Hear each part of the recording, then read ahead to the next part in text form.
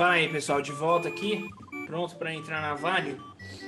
Você sabe que a Vale aí, tecnicamente falando, a entrada dela tá bem em linha, né? Vamos ver. Ó, batidas, batidas.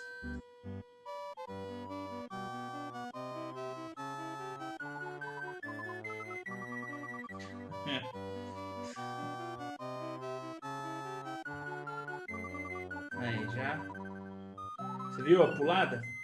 Né? Toma stop ali do pessoal que tá com stop na região do 94. Agora aí, pessoal, não tem. Quem tava na Vale aí é jogar um trailing pro 0 a 0, né? E tentar agora conduzir aqui pela média móvel de 9, mas deixa já um no 0 a 0 aqui, para não correr risco, e tentar pegar o alvo 94,40 para os próximos aí, ok? Ser racional significa que, por exemplo, se o índice futuro perder a mínima, eu posso até tomar um stop se eu vender um índice futuro aqui, mas aqui eu tenho o contexto de entrada de índice futuro em ponta vendedora, porque ele acaba deixando um contexto de pivô de saída da média móvel de 220. Então, isso aqui seria mais racional do que aquilo, né? Então, esse trade pode até dar stop, mas é um stop que incomoda menos. Então, esse lance de estar usando o Power Breakout e o MACD juntos é um pouco ruim, porque o MACD ele indica divergência. E num contexto de Power Breakout, ele sempre vai estar dando divergência. Quase impossível não estar dando essa divergência. Então, assim, o que a gente pode tomar por base, se deve usar ou não, tá? O MACD é com relação à tendência anterior. Ou seja, a tendência anterior é de alta forte? É. Então eu vou deixar um pouco o MACD de lado, porque o MACD ele pode estar dando uma rateada, né? Então eu vou deixar de lado, porque o que manda muito mais aqui é o fato dele ter uma tendência forte anterior. Agora, o mercado não tem muito uma tendência anterior muito forte. Tipo, ele deu uma escapada e lateralizou e a média está chegando. Aqui tudo bem, tipo, deixa eu ver o MACD, porque aí no caso não é muito forte. Então, tudo vai depender do quanto forte é a tendência anterior. Porque um mercado que entra numa tendência muito forte, o MACD ele vai oscilar, porque a função do MACD é essa. Então, MACD e FR em dia de tendência não funciona. Então, eu tenho que avaliar isso pela tendência anterior, né? Fica um pouco mais subjetivo do que a gente gostaria. Agora, você pode usar perfeitamente, por exemplo, um MACD num dia como esse aqui, ó, avaliando o mercado aqui. Pô, o mercado está completamente lateral. Então, se ele está completamente lateral, te dá uma olhada no MACD para ver qual é a saída de menor resistência. Pô, ó, saída de menor resistência, de repente está para cima aqui. Então, deixa eu ver, rompeu. Acho que eu vou então arriscar aqui um pouco para cima por conta do MACD, né? Pô, show de bola, é isso aí. Essa dica de ir para o gráfico de 2 minutos também é muito boa, né? Magalu. No caso do IFR, eu vou pegar o exemplo do IFR aqui na própria Magalu agora, tá? No caso da Magalu aqui, gráfico de 15 minutos, Power Breakout. Eu vejo aqui, ó, no caso da Magalu, que ela, sim, ela pode estar um pouco esticada. Aí sim, aqui eu posso usar o IFR. Então, vamos ver uma coisa. O IFR aqui, ele está indicando praticamente uma região de sobrevenda da Magalu, certo? Se ele está indicando uma região de sobrevenda da Magalu, seria interessante eu não vender, porque ela pode ser que ela já está esticada aí na venda. Só que isso não significa que eu vou comprar, porque tem muita gente que usa como IFR. O IFR bateu sobrevenda, a pessoa busca comprar, né? Porque na expectativa de que o ativo vai subir até o IFR bater uma sobrecompra. Na verdade, se a gente utilizar a situação, pô, ó, Magalu está na sobrevenda, então eu não vou vender a Magalu, tá? Porque ela já está sobrevendida, ou seja, eu vou esperar um momento em que o FR volte um pouco para cima, para aí sim buscar a venda, porque aí eu sei que ela não está sobrevendida e procurar um evento de venda, seja mais eficaz do que eu entrar comprado aqui agora.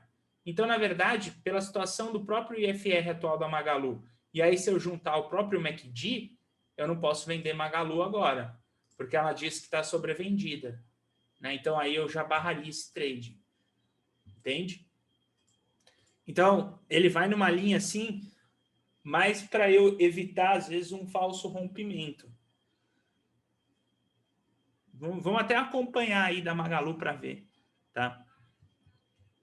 A local web, vamos ver a local web. Ó, local web aí tem contexto de venda. Você vê, ó, ele tá batendo venda ali a local web e na hora que ele rompeu a 2 barras atrás, ele não estava tão sobrevendido. E o índice futuro tem aquele contexto também na venda, né? Ó lá. Índice futuro, tá vendo que o índice futuro indicou um padrão de venda sem estar sobrevendido? Se ele não está sobrevendido, eu podia estar vendendo. Não sei se vocês entraram vendido aí. O alvo é só puxar isso aqui para baixo. Ó. Ele já vai dar um contexto de alvo, né? No caso, você vê que ele enquadra, né? A hora que ele começar a ficar sobrevendido, você sai fora.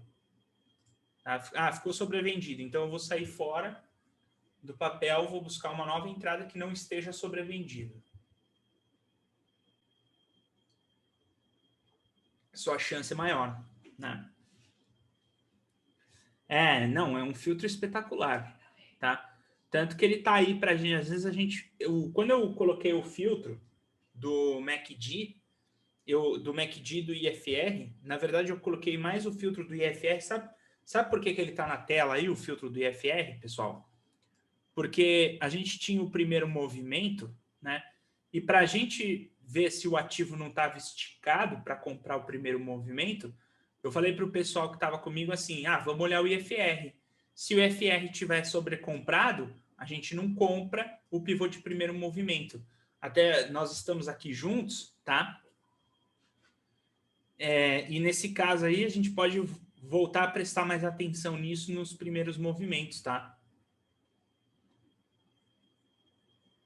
Ele fica sobrevendido quando ele vem abaixo de 30, o IFR, e ele fica sobrecomprado quando ele vem acima de 70, que é essa região aqui em rosa, né?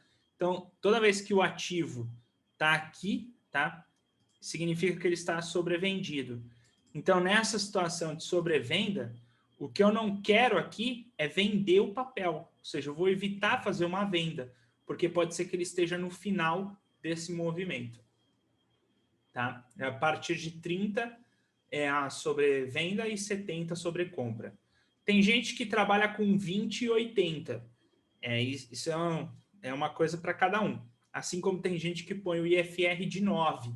Aqui o IFR está padrão, 14. Tá?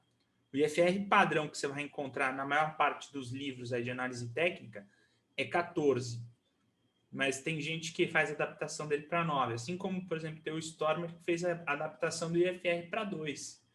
Só que aí no caso do padrão lá que o Stormer coloca para vocês, é um time frame às vezes mais longo, aonde ele busca a sobrevenda do IFR para comprar, né? Aí já seria outra forma de estar olhando para o IFR. Eu vejo que a melhor forma seria, muitas vezes, a gente avaliar assim, será que o ativo está esticado ou não? Tá? É isso que eu vejo. Não, os dois indicadores é para a mesma coisa, Maurício, para ver sobrevenda e sobrecompra do mercado, para avaliar se o mercado não está esticado. Tá? Eles têm, no fundo, a mesma finalidade. A única diferença é que um ou outro, né, no caso aí, tem cálculos diferentes, tá? Ó, para day trade, né, tentar às vezes pegar uma divergência do IFR, eu já não acho que é tão interessante ou tão efetivo, porque ele vai ter condições aqui de divergência. E eu vejo que é assim, tá? Se você abrir aqui o MACD, essa região dele aqui não vai interessar muito no day trade, porque ele vai ficar errático aqui dentro. Então, a divergência dele já não seria tão efetiva, entende? No day trade. No swing trade pode ser que sim. Agora, no day trade, pode ser que aqui dentro vire uma zona muito suja, então não seja tão efetiva. Então, a fim de não complicar muito a análise, a gente pode usar essa estrutura, tipo, ó, o papel está muito sobrecomprado ou muito sobrevendido, eu vou evitar entrar no papel na ponta que ele está me indicando a tendência. Até mesmo porque, no caso, nós estaríamos trabalhando o quê? A favor da tendência através de um indicador de volatilidade. Porque o indicador IFR, ele é um indicador de volatilidade. Volatilidade que é para medir exatamente isso. Ó, caiu demais, sobrevendeu, eu quero tentar pegar um padrão de compra. Mas se a gente adapta isso para um padrão de tendência, ela só diz para a gente não entrar, né? E a mesma coisa, da mesma forma que eu coloquei o IFR aí, eu coloquei também o MACD, porque o MACD também vai indicar para você às vezes isso. Daqui a pouco o MACD aqui, ele satura a venda. Na hora que ele saturar a venda, se vier um pivô de baixa, eu também não vou pegar. Então, geralmente, quando você tem um padrão, por exemplo, o gráfico começa a sobrevender no IFR e começa a aparecer uma divergência no MACD. Então, a IFR sobrevendeu aqui e começou a aparecer uma divergência no MACD. Isso indica para mim, não tipo assim, compre, mas indica assim, não venda o papel, né? Porque ele pode estar fora da sua tendência já, então eu vou buscar por outro padrão. Aí, trabalhando a favor da tendência, o correto seria esperar um pivô acima da média móvel de 20. Aí, nesse pivô acima da média móvel de 20, a gente vai voltar aqui, olhar para o MACD, para ver se ele também não está indicando aí que já está um movimento um pouco exaustivo, e ver se o histograma dele ainda continua verde, e também ver se o próprio IFR não foi lá e sobrecomprou, porque se o IFR foi lá e sobrecomprou, também fica ruim, tá? Também fica ruim. Os dois, né, tanto 9 e 14, eles são os mais utilizados aí do IFR, tá? Mas eu vejo que por divergência, se você quer pegar divergência, aí o MACD acaba sendo melhor para pegar divergência. E até mesmo o estocástico lento, né? Aí você pode também pegar o estocástico lento para estar pegando também padrão de divergência. Aquelas divergências um pouco mais claras do mercado no dia a dia, né? Índice futuro, se alguém vendeu o GIFT aqui agora, como um padrão de adição, você puxa o novo alvo aqui, ele vai dar nessa região de 113 mil pontos. Só que agora o estoque é pela média móvel de 9. Tá? Deixa eu só ver aqui antes